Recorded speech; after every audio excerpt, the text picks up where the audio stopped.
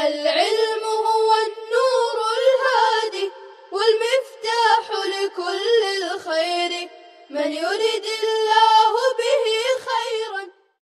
بسم اللہ الرحمن الرحیم. الحمد للہ رب العالمین. الحمد للہ حمدا کثیرا طیبا مبارکا فیہ. یا رب لک الحمد کما ینبغی لجلال وجہک ولعظیم سلطانک. سبحان اللہ وبحمدہ عدد خلقہ ورضا نفسہ وزنۃ عرشہ ومداد کلماتہ. سبحان اللہ وبحمدہ سبحان اللہ العظیم. اللہم صلی علی محمد وعلی آل محمد کما صلیت علی ابراہیم وعلی آل ابراہیم انک حمید مجید. اللہم بارک علی محمد وعلی آل محمد کما بارکت علی ابراہیم وعلی آل ابراہیم انک حمید مجید.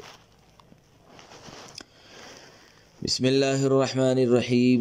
والنفاس هو الدم الخارج عقیب الولادۃ والدم الذي تراه الحامل وما تراه المرأة في حال ولادتها قبل خروج الولد استحاضة.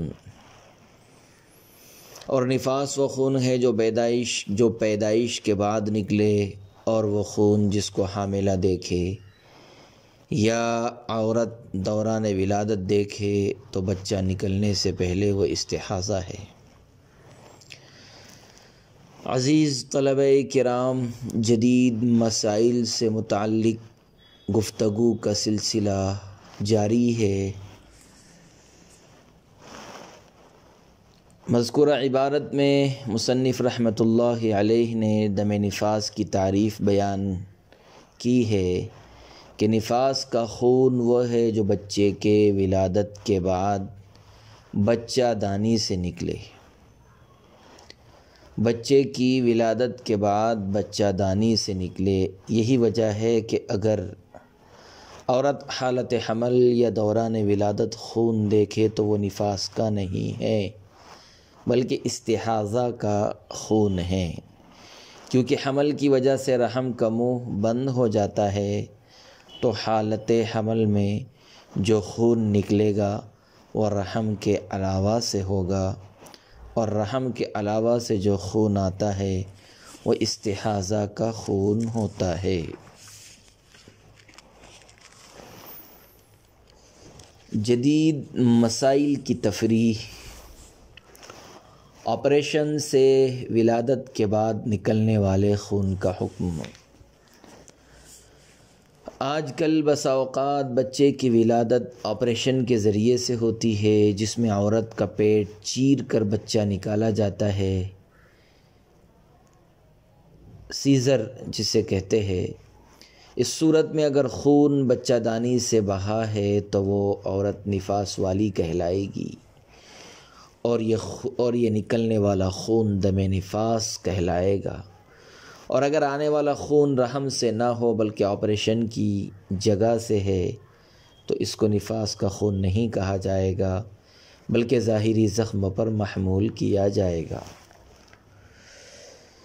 دم نفاس کے تحقق کے لیے 2 شرطوں کا پایا جانا ضروری ہے. پہلی شرط خون بچے کی ولادت کے بعد آئے. دوسری شرط عورت کی بچہ دانی سے آئے. اگر ان 2 شرطوں میں سے کوئی ایک بھی شرط مفقود ہوگی تو وہ دم نفاس نہیں ہوگا. چنانچہ آپریشن کے ذریعے ولادت کی صورت میں بھی دم نفاس کے تحقق کے لیے ان 2 شرطوں کا پایا جانا ضروری ہے. یعنی اگر بچے کی ولادت کے بعد خون عورت کی بچہ دانی سے آئے تو وہ نفاس ہوگا، اور اگر خون بچہ دانی سے نہ آئے تو وہ استحاضہ کا خون ہوگا، کیونکہ ایک شرط خون کا بچہ دانی سے آنا مفقود ہے. صفائی رحم کے بعد آنے والے خون کا حکم. رحم کی صفائی کے بعد آنے والے خون کا حکم. بسا اوقات حمل کے خراب ہونے کی وجہ سے بچہ دانی کو صفائی کرنے کی ضرورت پڑتی ہے. رحم میں حمل کے خراب ہونے کی وجہ سے بچہ دانی کو صفائی کرنے کی ضرورت پڑتی ہے۔ اس سلسلے میں تفصیل یہ ہے کہ جس حمل کی صفائی کی جا رہی ہے اگر وہ 4 ماہ یا اس سے زیادہ کا ہے تو اس کے بعد آنے والا خون نفاس کا ہوگا، اور اگر حمل 4 ماہ سے کم ہو تو یہ خون مسلسل 3 روز یا اس سے زیادہ 10 دن کے اندر اندر آنے کی صورت میں حیض شمار ہوگا، بشرطے کہ اس سے پہلے کم از کم 15 دن پاکی کی حالت رہی ہو، ورنہ تو استحاضہ ہوگا۔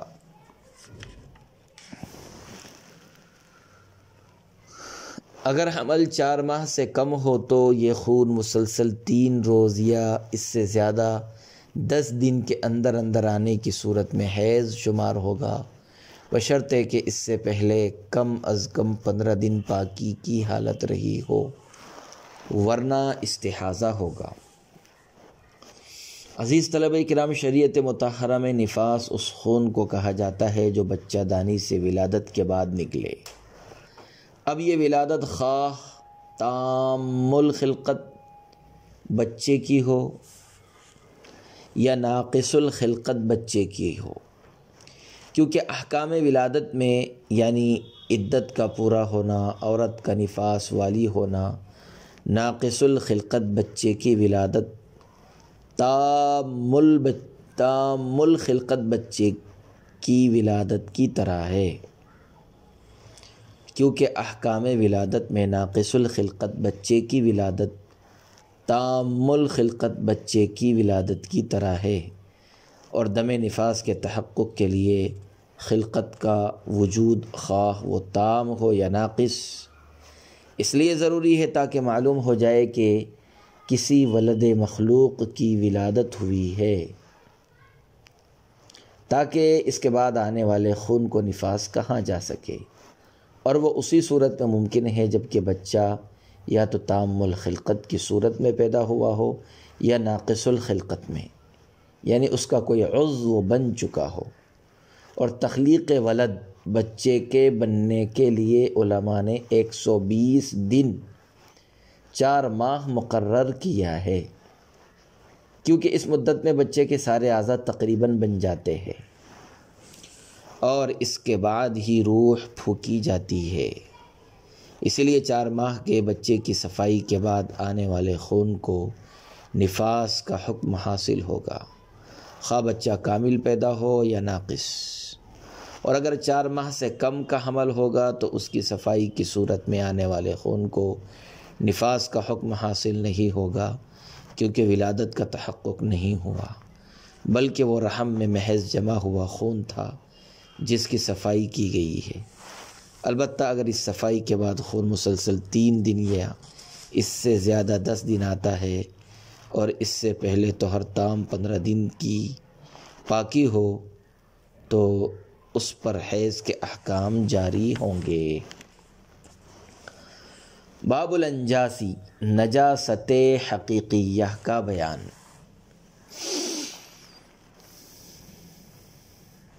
تطہیر النجاست واجب من بدن المصلی وثوبہ والمکان الذی یصلی علیہ۔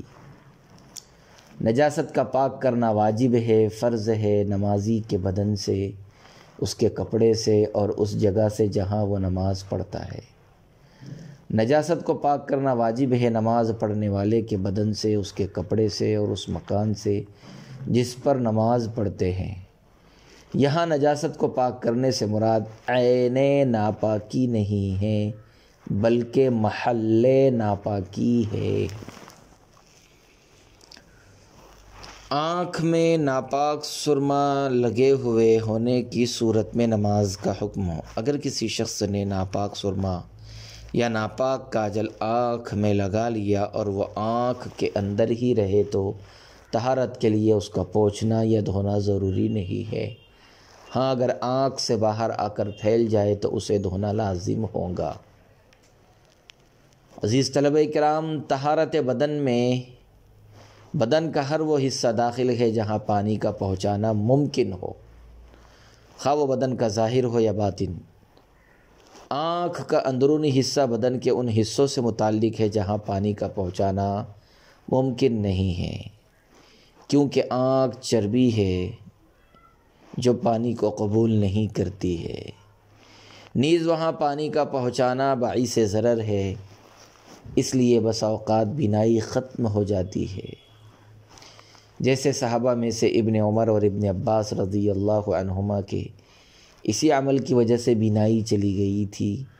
اس لیے اگر کوئی شخص ناپاک سرما یا کاجل آنکھ کے اندر لگا لے تو وہ جب تک آنکھ کے اندر رہے ان کا دھونا ضروری اور واجب نہیں ہے، کیونکہ وہ داخل بدن کے حکم میں ہیں، اور اگر وہ سرما یا کاجل آنکھ سے بہہ کر باہر آ جائے تو اب اس کا دھونا واجب ہوگا، کیونکہ وہ بدن کے ظاہری حصے پر آ گیا ہے جس کا دھونا ممکن ہے۔ غسل واجب میں نجس شے سے بنے ہوئے صابن کے استعمال کا حکم۔ جس صابن میں نجاست ملی ہو احناف کے نزدیک اس کا استعمال جائز ہے، اس لیے غسل واجب میں شیء نجس سے بنی ہوئی صابن سے غسل کرنا جائز و درست ہوگا۔ عزیز طلبہ اکرام، شریعت مطہرہ میں حقیقت شیء کی تبدیلی سے اس کا سابقہ حکم باقی نہیں رہتا۔ کسی بھی شیء کی حقیقت کے بدل جانے سے اس کا سابقہ حکم باقی نہیں رہتا۔ اس کی نظیر شرع میں نطفہ ہے کہ وہ ناپاک ہے، لیکن جب وہ علقہ سے گوشت بن جائے تو اب وہ ناپاک شے منی علقہ اسی انقلاب ماہیت کی روح سے گوشت بن کر پاک ہو جاتا ہے۔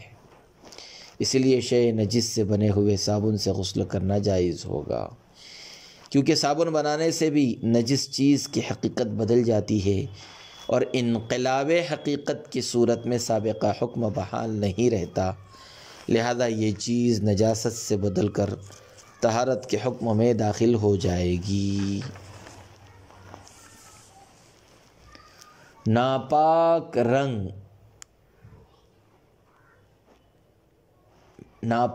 رنگ میں رنگے ہوئے کپڑے کا حکم۔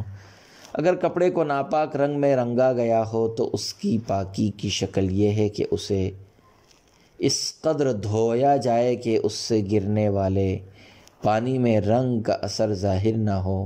اس کے بعد اسے 3 مرتبہ پاک پانی میں بھگو کر نچوڑ دیا جائے۔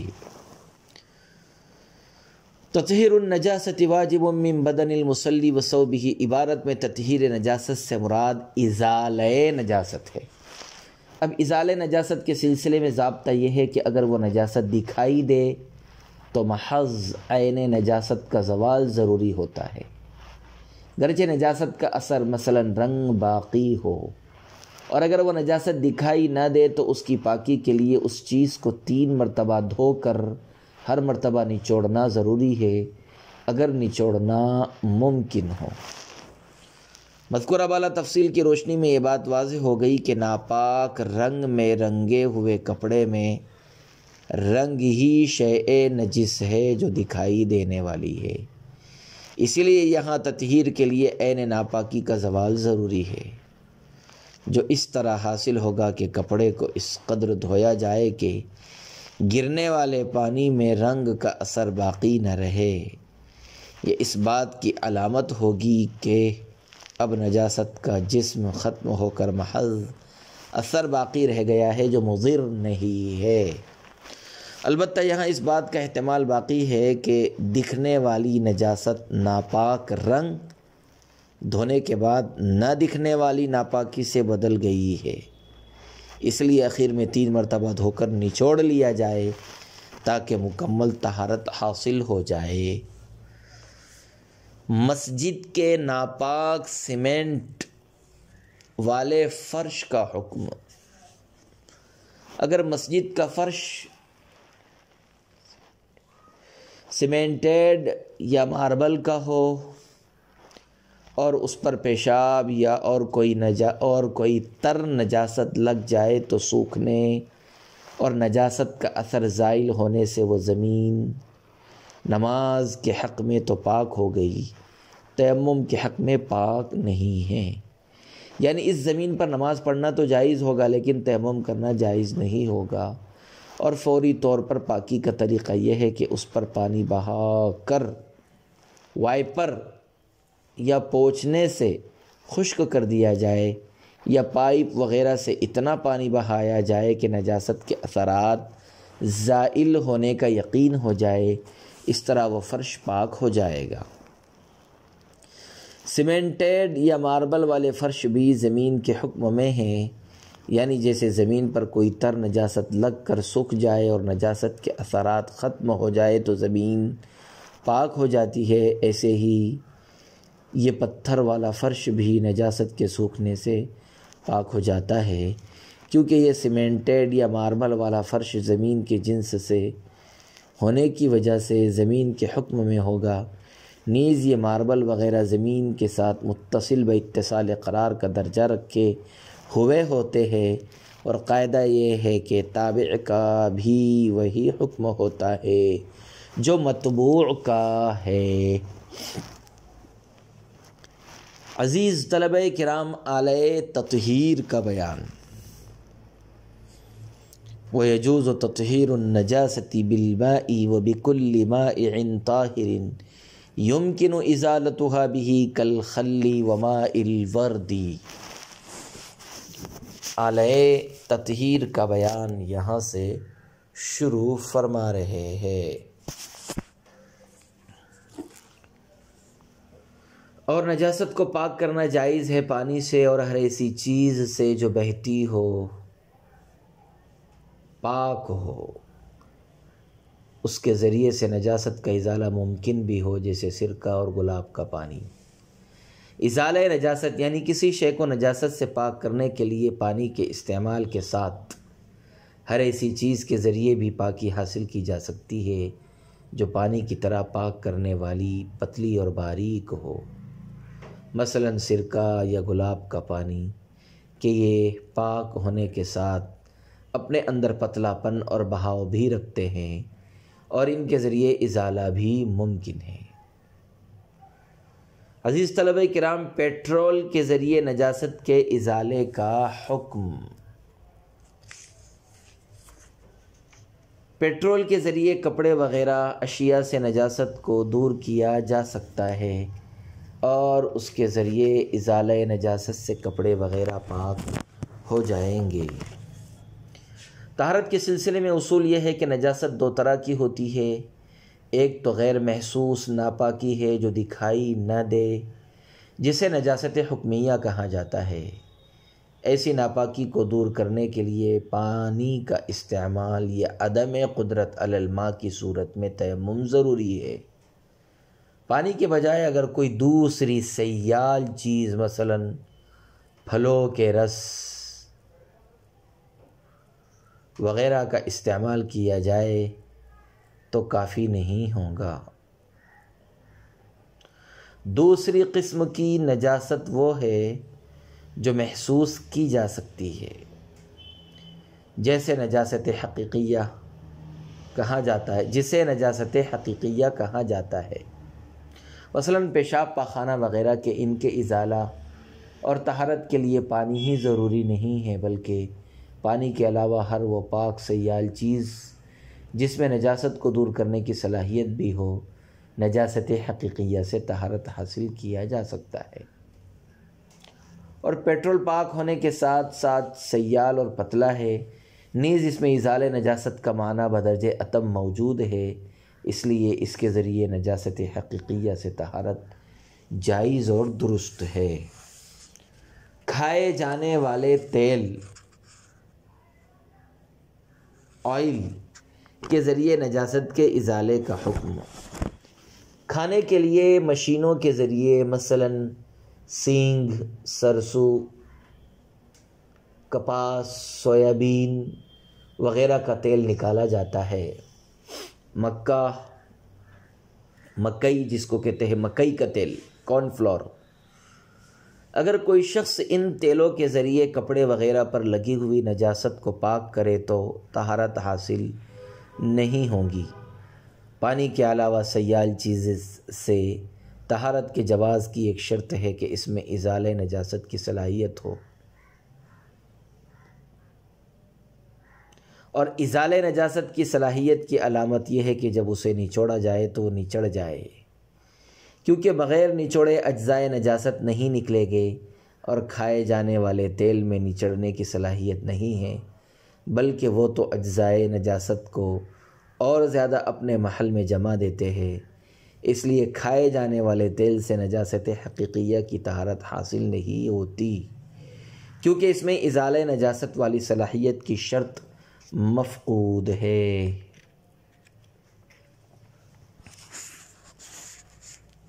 نجاست جب آئینہ یا تلوار کو لگ جائے تو ان کا پوچھنا ہی کافی ہوگا۔ آئینہ اور تلوار اگر چکنے ہوں کہ پوچھنے سے تمام نجاست صاف ہو جائے تو پونچھ دینے سے پاک ہو جائے گی، کیونکہ نجاست مکمل صاف ہونے کے بعد نجاست کے ذرات باقی نہیں رہتے۔ لیکن اگر تلوار یا آئینہ پر نقش بنا ہو جس میں کھردراپن ہو تو اب وہ پوچھنے سے پاک نہیں ہوگے، ان کو دھونا ضروری ہوگا۔ موبائل کے اسکرین پر لگی ہوئی نجاست کو پاک کرنے کا طریقہ: اگر موبائل کی اسکرین پر نجاست لگ جائے تو اس کو پاک کرنے کا طریقہ یہ ہے کہ اس کو کسی پاک کپڑے سے اچھی طرح پونچھ دے کہ نجاست کے ذرات اور اس کا اثر بدبو وغیرہ ختم ہو جائے تو موبائل پاک ہو جائے گا۔ ہر ایسی چیز جس میں مسامات نہ ہو اس کو کپڑے وغیرہ سے پوچھنے سے پاک ہو جاتی ہے، دھونا ضروری نہیں ہوتا، جیسے آئینہ، تلوار وغیرہ کہ وہ اپنے چکنے ہونے کی وجہ سے اپنے اندر نجاست کو سرایت نہیں ہونے دیتے ہیں، چنانچہ معلوم ہوا کہ اگر موبائل کے اسکرین پر نجاست لگ جائے تو چونکہ وہ بھی شیشہ ہے جو اپنے اندر نجاست کو سرایت ہونے سے مانع ہے، اور اس کو پانی سے دھونا باعث ضرر ہے کہ موبائل کی افادیت دھونے کی وجہ سے ختم ہو جائے گی، اس لیے اس کی تطہیر کا طریقہ یہی ہے کہ اس کو کسی پاک کپڑے سے اس طرح پونچھ دیا جائے کہ نجاست کے اثرات باقی نہ رہے، جو غسل کا مقصد ہے، تو موبائل پاک ہو جائے گا۔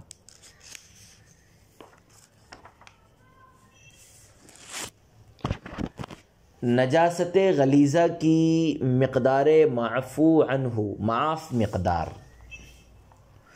ومن اصابته من النجاسة المغلظة كالدم والبول والغائط والخمر مقدار الدرهم وما دونه جازت الصلاة معه۔ کسی کو نجاست غلیظہ لگ جائے جیسے خون، پیشاب، پاخانہ اور شراب، 1 درہم کی مقدار یا اس سے کم تو نماز اس کے ساتھ جائز ہوگی، اور اگر زیادہ ہو جائے تو جائز نہیں ہوگی۔ عزیز طلبہ کرام، حضرت امام ابو حنیفہ رحمہ اللہ تعالیٰ کے نزدیک نجاست غلیظہ اس ناپاکی کو کہتے ہیں جس کا نجس ہونا نص سے ثابت ہو اور معارض میں کوئی دوسری نص بھی موجود نہ ہو، جیسے خون، پیشاب، شراب وغیرہ۔ اگر ایسی نجاست کپڑے وغیرہ پر لگ جائے تو اس کی معاف مقدار 1 درہم یا اس سے کم ہے، اور 1 درہم کا وزن 20 قیراط کا ہوتا ہے، اور اگر اس سے زائد لگے تو وہ معاف نہیں ہے بلکہ اس کو دھونا ضروری ہوگا۔ اگر نجاست غلیظہ سیال ہے تو اس میں معاف مقدار ہتھیلی کی گہرائی ہے، یعنی اگر اتنی مقدار میں لگ جائے تو بغیر دھوئے نماز ہو جائے گی، اور اگر زائد ہے تو اس کا دھونا ضروری ہوگا، اور جامد نجاست غلیظہ میں وزن کا اعتبار ہوگا۔ درہم واحد کا موجودہ وزن کیا ہے؟ ابتداء اسلام میں 3 قسم کے دراہم مروج تھے: وزن 10، وزن 6، وزن 5۔ نمبر 1 وزن عشرہ، نمبر 2 وزن ستہ، نمبر 3 وزن خمسہ۔ نمبر 1 وزن عشرہ 10 درہم 10 مثقال کے برابر ہوتا ہے، یعنی ان میں سے 1 درہم کا وزن 1 مثقال یا 20 قیرات ہوتا ہے، جس کا موجودہ وزن 4 گرام 375 ملی گرام ہے۔ اس اعتبار سے 10 درہم کا وزن 43 گرام 75 ملی گرام ہوتا ہے، اور 200 درہم جو زکوٰۃ کا نصاب ہے اس کا وزن 875 گرام ہوتا ہے، اور شرعی تولہ 11 گرام 66 ملی گرام کا ہوتا ہے۔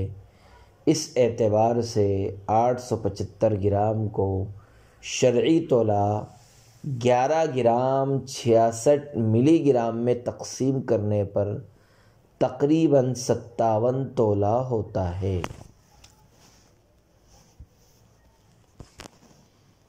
وزن ستہ 10 درہم 6 مثقال کے وزن کے برابر ہوتا ہے، یعنی ان میں سے 1 درہم کا وزن 6 مثقال یا 12 قیرات ہوتا ہے، جس کا موجودہ وزن 2 گرام 625 ملی گرام 2 گرام 625 ملی گرام ہوتا ہے۔ اس اعتبار سے 10 درہم کا وزن 26 گرام 25 ملی گرام ہوتا ہے، اور 20 درہم کا وزن 525 گرام ہوتا ہے، اور اگر اسے شرعی تولہ 11 گرام 66 ملی گرام میں تقسیم کیا جائے تو تقریباً 45 تولہ ہوتا ہے۔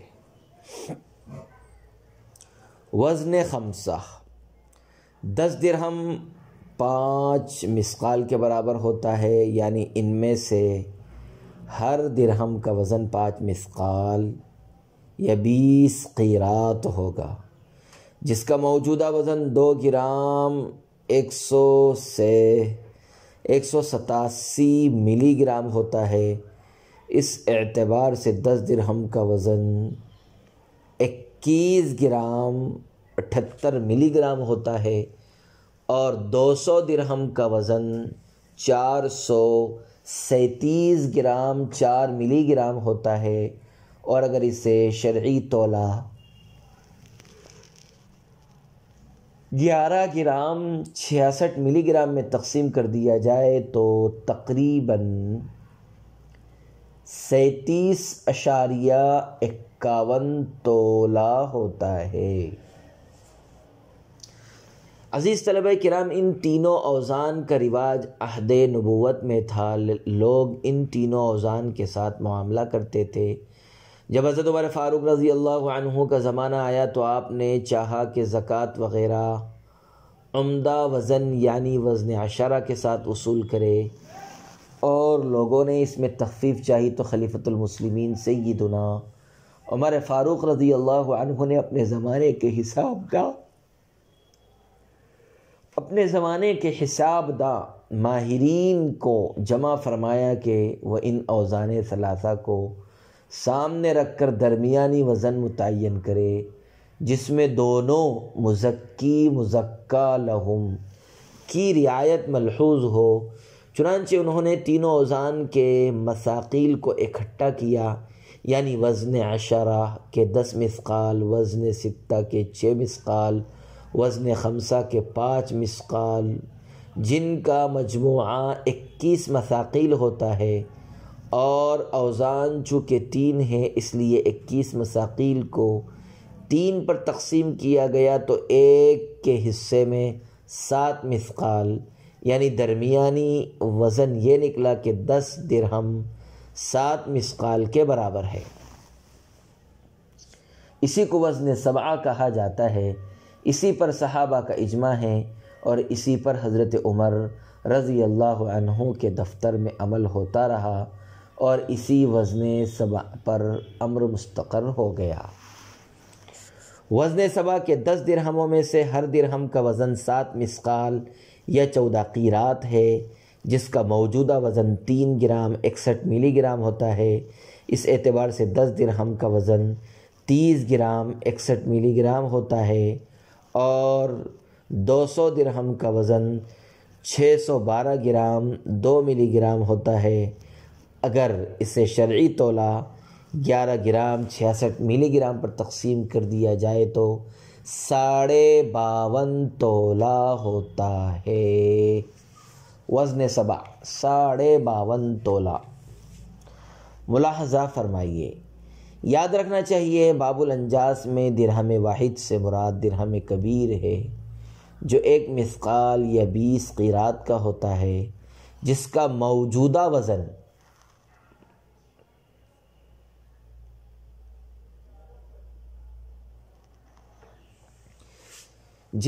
موجودہ وزن 3 گرام 375 ملی گرام ہے، اور زکوٰۃ، مہر وغیرہ جگہوں میں درہم سے ہی مراد درہم مروج وزن سبع مراد ہوتا ہے۔ زکوٰۃ، مہر وغیرہ جگہوں میں درہم سے مراد درہم مروج وزن سبع والا درہم مراد ہے۔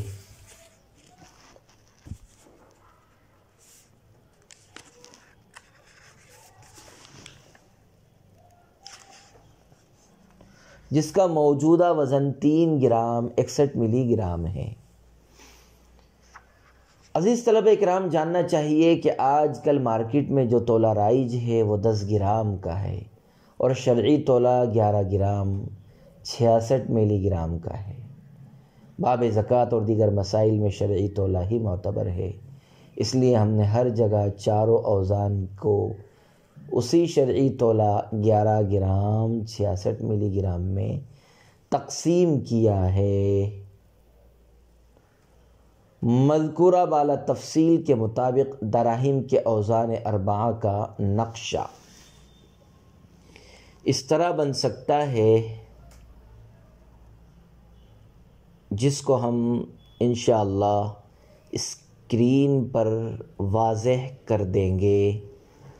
وصلی اللہ وسلم علی نبینا محمد وعلی آلہ واصحابہ وبارک وسلم تسلیما کثیرا کثیرا۔